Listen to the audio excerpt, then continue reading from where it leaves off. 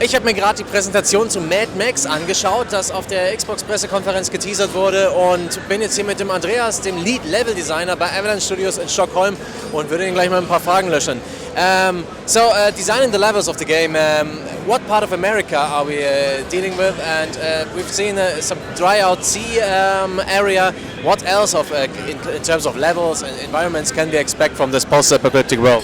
Well, we're not technically set in America. I mean, the area itself isn't specified as such. And in terms of actually building the world, it's not so much level design because there isn't any kind of linear levels. It's a vast open world based on the Mad Max franchise, based on the Mad Max Wasteland.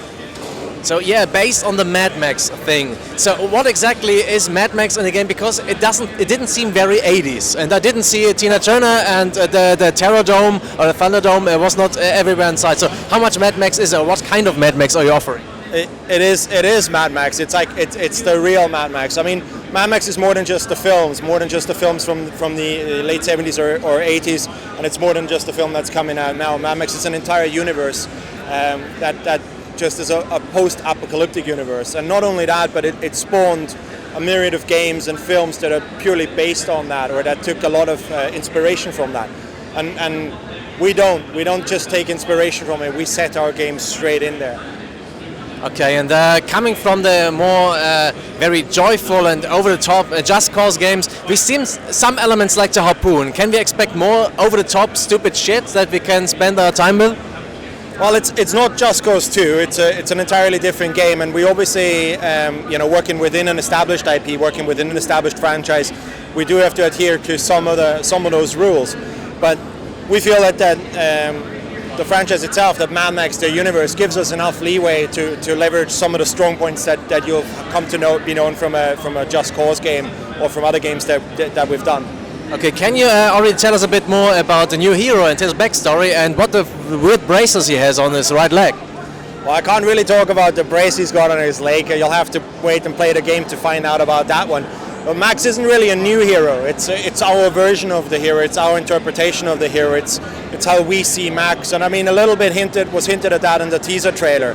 So he's trying to survive in a savage wasteland, but he's sort of the last hope for humanity as well. He does have a little bit of human left inside him. He has not been corrupted entirely by the wasteland. So that is sort of our take on Max. Okay, yes, survival is, as you said in the presentation, one big topic in the game. What can we expect in terms of what survival will mean in the gameplay terms? Well, survival means everything. Survival is at the core of everything we do in the gameplay, be it from car combat to hand-to-hand combat, and then that translates through into scavenging, gathering objects, anything, even health. Even the health system will be affected by that to a certain degree. You'll have to scavenge for food and water to kind of keep you going. So the wasteland is a desolate place, and it's very scarce. There is not a lot of help in there. You can't just go to a supermarket and purchase something. You can't go to a car garage and purchase car parts. But wait, are you saying you have a health system that does not say I'm leaning on things and I'm getting miraculously healthy again? You've got health points and health kits and stuff like this. Will this game be hard? Well, I can't really tell you everything about it, but if you've seen the presentation, if you looked at that, some of the HUD elements might have sort of alluded to that. You're telling me that now after it. God damn it. Okay, you can always watch it again. Okay, last question. I've seen this little guy on the back of the Mad Max's car. What role will those passengers play? Will there be the possibility to load up a car with friendlies, and what role will they play in the game? Well, the character you've got in the back of your car, Chum Bucket, he's a bit of a legend in the wasteland himself. He's an amazing mechanic. And very early in the game, Max will come across him, and Max will be in dire need, and Chum will be in dire need. So while they might not be friendly initially, they kind of have a common goal. And Chum Bucket will help the player to build the ultimate wasteland war machine, to build a new car, to upgrade it. They'll give him tips and tricks on what to get and how to upgrade it. And in turn, Max promises security and promises help for Chum, who couldn't survive in the wasteland on his own.